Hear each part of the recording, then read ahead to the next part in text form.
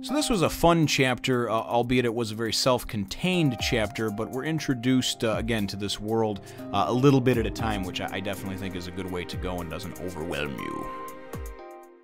Naruto, number 2, Konohamaru. Well, hello, my brothers and sisters of the Nerd Nation. I, as always, am Jim, here to bring you another review on the awesome and the awe-inspiring tale of Naruto. Our first chapter, of course, saw us with a little bit more of a lengthy review, and that really is just because so much groundwork is laid, but I thought it was nice, it wasn't overwhelming, and it really just wound up ending with Naruto actually becoming and I made the mistake of saying that he was now a shinobi. He's like a shinobi in training. He's now past his graduation ceremony to actually, I believe, get into the kind of like the ranks of becoming a full-fledged shinobi or ninja. A lot of this I'm kind of still learning as we go. So, anyway, things wound up leaving off with that happening, him now, of course, earning his headband, and things pick up in kind of a funny manner. He's over here, and he's dealing with the, I guess, the town photographer, and and he's taking pictures of... He's taking pictures of himself with these real funny faces on him, like a drawn tattoo on his face. I'm assuming that it's just a drawn one, obviously, and looks kind of like a tribal tattoo taken over his face. And anyway, he winds up getting the picture, finally done, and he's got it on his for his ID, And he goes and he brings it to the Hokage, and and he's like, yeah, you like this? I worked on it really hard. It took 3 hours, but with my engineer, he's like, take it again. He's like, what? What do you mean?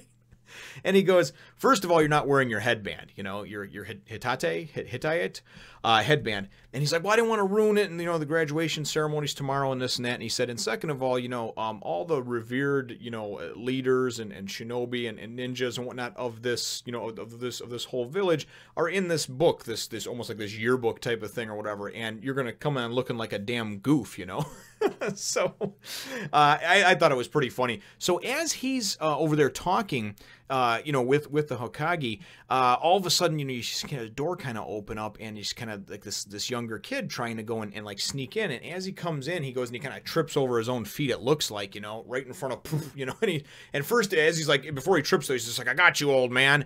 And then the Hokage's just like, oh my God, what the hell is, what is this? What is this his deal? It's like, I don't need to deal with this right now. So then we go in and we meet the guy that follows around this honored grandson, and his name is Ebisu. And the grandson's name is Konohagakure, I believe. Konohagakure. I'm gonna have to make sure that we got that one over there. So yeah. Oh, I'm sorry. That's part of the name of the village. Konohamaru, that's what it is. Konohamaru. So anyway, Konohamaru is the honored grandson, and that's what he's referred to. And he's kind of one of those, seems like one of those kids, one of those little brats that's kind of like the member of the Lucky Sperm Club, He doesn't like living in the shadow of his grandfather and everything, and but at the same time, he just kind of seems like a little shit. I don't really know.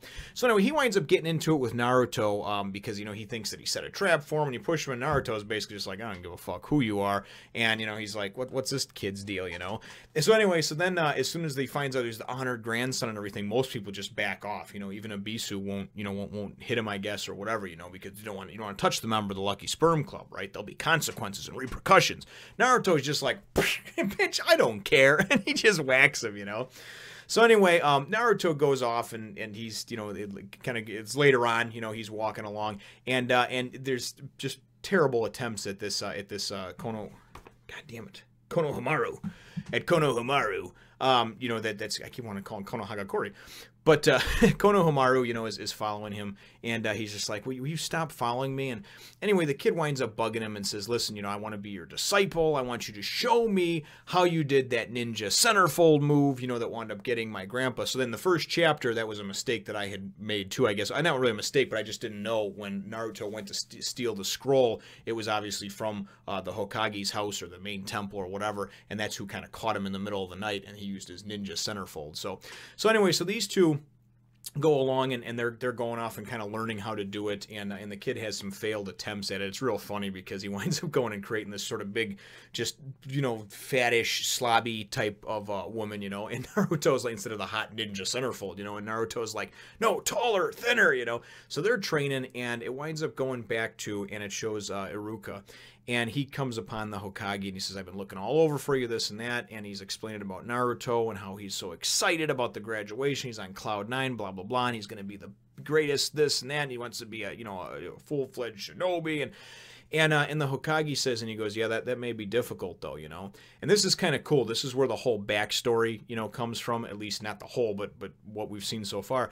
And we wind up finding out that the fourth Hokage, the one who did defeat the nine-tail demon fox, he wound up actually, putting the soul, I guess the essence, the being, whatever you want to call it, of this demon fox inside of the fresh cut umbilical cord, with a baby basically of Naruto, and it said, his umbilical cord was fresh cut and everything else, and he's got like this circular tattoo going around his belly button, so it was kind of weird there. And I don't know that, I may be a little bit off track over here, but Naruto then, so he wasn't just like immaculately conceived, he obviously had parents, or should have some parents somewhere or some way. Was the fourth Hokage, was that like a relative? Was that a father? Was that an uncle? Was that, I mean, you wouldn't just choose some random baby and be like, hey, put the demon in there. But anyway, I'm getting a little bit off base. So, but we wind up finding out, though, that, the children, of course, didn't really know what's going on. But all the adults, even though they were around 12 years ago when this happened, and they know what happened and that Naruto is not evil, he just has this evil essence in him, but he's not particularly evil. A lot of them still just look at him with this like hate and this spite and this contempt, And then he explains, and so he tells Iruka, he says, so you can imagine how you're growing up like that, like people looking at you, because it's kind of come down now to the kids, because kids kind of rubs off on what their parents think, I know that I felt that way before. My parents think something, and all of a sudden I think it, and I don't even know why. Just because my parents did. So, he gets all these dirty looks from everybody in the village. Even when that Ebisu came in, or whatever, he was, giving him a dirty look, and, the demon fox boy.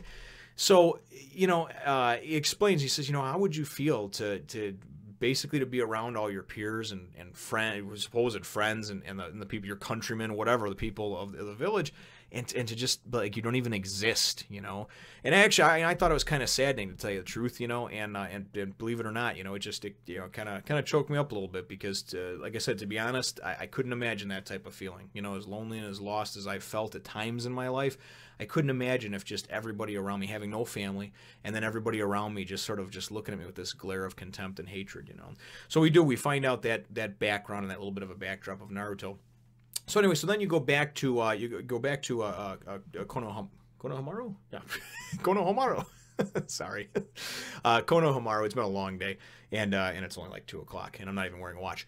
Konohamaru and Naruto are, training and what have you, and then Ebisu goes and, comes upon them. He's like, oh, aha, I found you, right? And and the kid, Konohamaru, the honored grandson, he goes and tries to get, he tries to go and use the ninja centerfold on, on Ebisu, and he's just like, yeah, whatever, that doesn't affect me, I'm not a weak-minded fool, So then Naruto goes and he's just like, oh yeah, well, how about this? And he goes and does his doppelganger move, right? And he's just like, that may have worked on a weak-minded person like Mizuki, but sorry, buddy, it's not going to work on a trained, awesome, because he's the one that is like training the honored grandson and trains them to become Hokage, right? And the grandson just kind of takes it for granted, and he's just like, I just want to become Hokage. He even talks, the Hokage, and he talks to Naruto about that, and about how he wants to do this and he wants to do that. And Naruto, explains to him, he says, listen, man, it's kind of a good moment, because he explains to him towards the end of the chapter, there's no shortcuts and everything else. You have to work hard for this and that. And really, like I said, it is just kind of neat to see the whole thing unfold.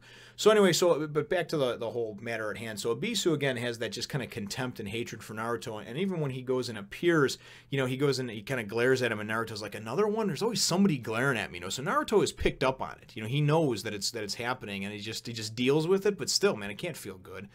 And so Naruto does that with the doppelgangers, and he gives them the whole thing about, oh no, I maybe a weaker man, but not me, I'm so good. And then he goes and he changes them all into ninja centerfold. So he combines, and the Hokage is looking like through his little crystal ball the whole time, and he's just like, oh my god.